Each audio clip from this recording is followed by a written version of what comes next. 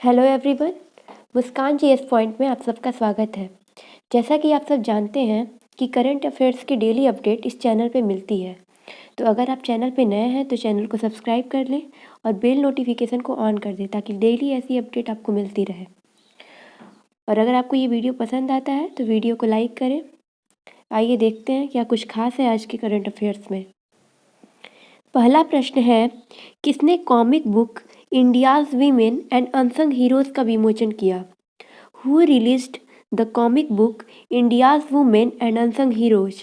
इसके लिए ऑप्शंस हैं गायत्री मेनन, नेहा ओलंकी, मीनाक्षी लेखी एंड इनमें से कोई नहीं। And the correct option is option C, Meenakshi Lekhi. Meenakshi Lekhi ने देश की महिला स्वतंत्रता सेनानियों के लिए एक पुस्तक का विमोचन किया है जिसका नाम है India's women and unsung heroes. इसको उन्होंने उन स्वतंत्रता सेनानियों के लिए एक श्रद्धांजलि के रूप में इस पुस्तक का विमोचन किया है। इस पुस्तक में उन्होंने स्पेशली 5 महिलाओं के बारे में विशेष रूप से बताया है जिसमें एनी बेसेंट, सरोजनी नायडू, अरुणा आसफ जई, कमला देवी और मैडम भिकाजी शामिल हैं। इसके अतिरिक्त इस पुस्तक में चकली इल्मा, पद्मजा नायडू, दुर्गाबाई देशमुख आदि को भी शामिल किया गया है। इसके अतिरिक्त इसमें 75 गुमनाम महिला स्वतंत्रता सेनानियों के बारे में बताया गया है। यह पुस्तक बहुत ही खास है, इसका नाम आप याद कर लीजिए, India's women and unsung heroes. अगला प्रश्न है, मिलिना साल्मिनी का निधन हुआ है, वह एक प्रसिद्ध क्या थी? Milena Salvini has passed away, what was she famous for? इसके लिए ऑप्शंस हैं कथकली नृत्यांगना, नेता, वैज्ञानिक और इनमें से कोई नहीं। And the correct option is option A, Kathakali नृत्यांगना। मिलिना साल्मिनी को पद्मश्री पुरस्कार से भी नवाजा गया है और यह पुरस्कार उनको 2019 में दिया गया था।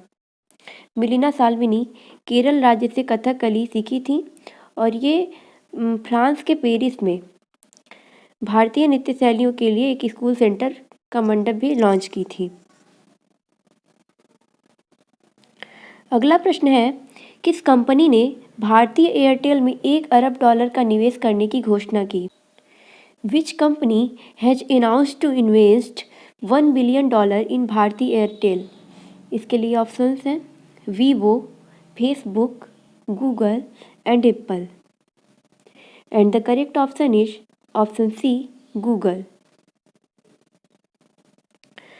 गूगल ने एयरटेल में $1 अरब का निवेश करने की घोषणा की है।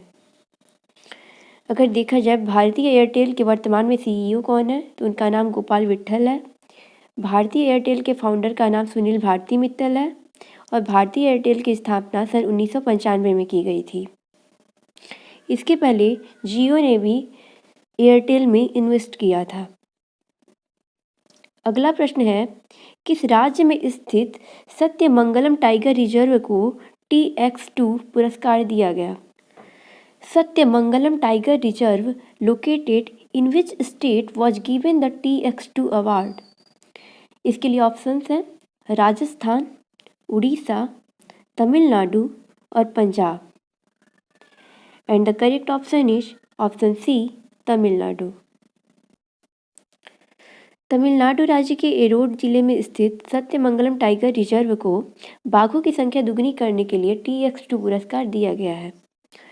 यहाँ पे 2010 से 2022 के बीच में बाघों की संख्या दुगनी हो गई है और सत्यमंगलम वन्यजीव अभयारण्य को 2013 में टाइगर रिजर्व घोषित किया गया था। इसके अलावा नेपाल में स्थित एक बर्दिया नेशनल पार्क है, वहाँ पे भी जंगली बाघों की जो आबादी है वो दुगनी हो गई है और उन्हें भी TX2 पुरस्कार दिया गया है। अगला प्रश्न है, 28 जनवरी को लाला लाजपत राय की कौन सी जयंती मनाई गई? Which birth anniversary of Lala Lajpat Rai was celebrated on 28 January? इसके लिए ऑप्शंस हैं 121वीं, 145वीं, 132वीं और 197वीं। And the correct option is option D, 157। Lala Lajpat Rai को पंजाब केसरी के नाम से जाना जाता है। इसके अलावा उनको पंजाब केसरी और लायन ऑफ पंजाब के खिताब से नवाजा गया है। 28 जनवरी 2022 को उनकी 197वीं जयंती मनाई गई। ये आपसे एग्जाम में पूछा जा सकता है कि लाला लाजपत राय की इस बार कौन सी जयंती मनाई गई है, तो आपका आंसर होगा 197वीं। लाला लाजपत राय का निधन लाठी चार्ज की वजह से हो गया था। जब साइमन कमीशन भारत आया था तो लाठी चार्ज की वजह से इनकी हत्या हो गई थी। अगला प्रश्न है, भारतीय नौसेना ने किस तट पर समुद्री अभ्यास पश्चिमी लहर XPP 2022 आयोजित किया? On which coast the Indian navy conducted the maritime exercise Paschim Lahar XPP 2022? इसके लिए ऑप्शंस हैं पूर्वी तट, उत्तरी तट, पश्चिमी तट और इनमें से कोई नहीं। And the correct option is option C, पश्चिमी तट। भारतीय नौसेना की पश्चिमी सेना कमान ने पश्चिमी तट पर एक समुद्री अभ्यास शुरू किया है जिसको जाना जा रहा है पश्चिमी लहर XPP 2022 के नाम से। यह 20 दिनों तक जारी रहेगा और इसका आयोजन भारतीय नौसेना, भारतीय वायुसेना, भारतीय थल सेना, तटरक्षक बल इन सबके बीच में तालमेल बैठाने के लिए किया गया है। अगला प्रश्न है, अनिल औचट का निधन हुआ है, वह एक प्रसिद्ध क्या थे? Anil Auchat has passed away, what was he a famous? इसके लिए ऑप्शंस है लेखक, राजनेता, वैज्ञानिक और कवि। And the correct option is option A, लेखक। अनिल औचट एक मराठी लेखक थे और एक सामाजिक कार्यकर्ता भी थे जिनका हाल ही में निधन हो गया है। 1986 में पुणे में उन्होंने एक नशा मुक्ति केंद्र की स्थापना भी की थी और जिसका नाम था मुक्तांगन पुनर्वास केंद्र। वह अपनी कई मराठी पुस्तकों के लिए विशेष रूप से जाने जाते हैं जिसमें है मानसम, स्वतः विषयी, गर्द, कार्यरत, कार्यमग्न, कुतूहलापोटी आदि हैं। उन्होंने 1970 के दशक के शुरुआत में साधना नामक एक पत्रिका का भी संपादन किया। अगला प्रश्न है, किस राज्य के पूर्व मुख्यमंत्री बुद्धदेव भट्टाचार्य ने पद्म भूषण पुरस्कार लेने से इनकार किया? Which states former chief minister Buddhadeb Bhattacharya refused to accept the Padma Bhushan award? इसके लिए ऑप्शंस हैं पंजाब, उड़ीसा, गुजरात और Paschim Bangal. And the correct option is option D, Paschim Bangal. Paschim Bangal के जो पूर्व मुख्यमंत्री बुद्धदेव भट्टाचार्य हैं उन्होंने पद्म भूषण पुरस्कार लेने से इनकार कर दिया है। उनका ये मानना है कि उनको ये पुरस्कार के बारे में कुछ बताया ही नहीं गया है।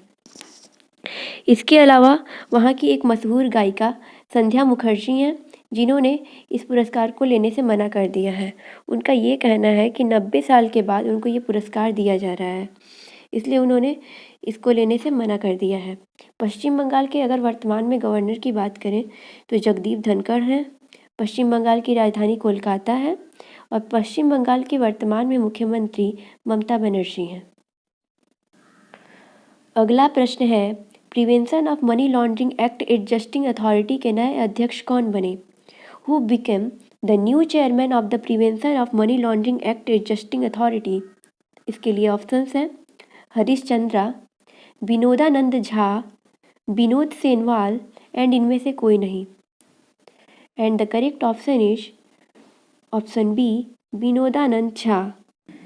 Prevention of money laundering act adjusting authority के नए अध्यक्ष के रूप में विनोदानंद झा को चुना गया है और यह अगले 5 सालों तक वहाँ के अध्यक्ष बने रहेंगे।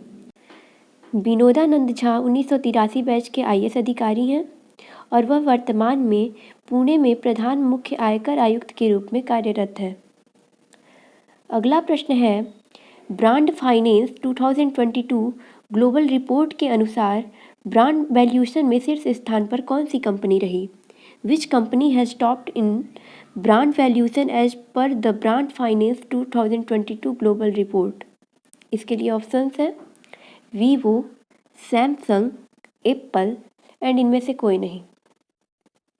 And the correct option is option C, Apple. Smartphone निर्माता कंपनी एप्पल जो है वो ब्रांड फाइनेंस 2022 ग्लोबल की रिपोर्ट के अनुसार ब्रांड वैल्यूएशन में शीर्ष स्थान हासिल की है। एप्पल कंपनी का ब्रांड वैल्यूएशन 355.1 बिलियन डॉलर दर्ज किया गया है। इस रिपोर्ट में टॉप 10 अगर देखा जाए कौन सी कंपनियां आई हैं तो इसमें Apple, Amazon, Google, Microsoft, Walmart, Samsung, Facebook, चीन का औद्योगिक और व्यावसायिक बैंक, हवाई और वेरिजोन शीर्ष स्थान पे शामिल हैं। ये थे आज के करंट अफेयर्स के क्वेश्चंस जो कि आपके एग्ज़ाम के लिए बहुत ही ज़्यादा इम्पॉर्टेंट है। ऐसी डेली अपडेट के लिए आप चैनल को ज़रूर सब्सक्राइब करें और बेल नोटिफिकेशन को ऑन कर दें ताकि डेली ऐसी अपडेट आपको मिलती रहे। Thanks for watching. मिलते हैं नेक्स्ट वीडियो में।